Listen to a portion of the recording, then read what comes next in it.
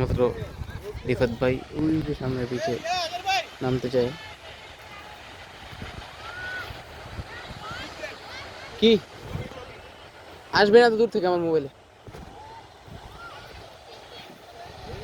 হাত টেপ ছিলে ফেলছে, অনেক ভাই নিয়ে গেছে ব্যান্ডেজ করাইতে।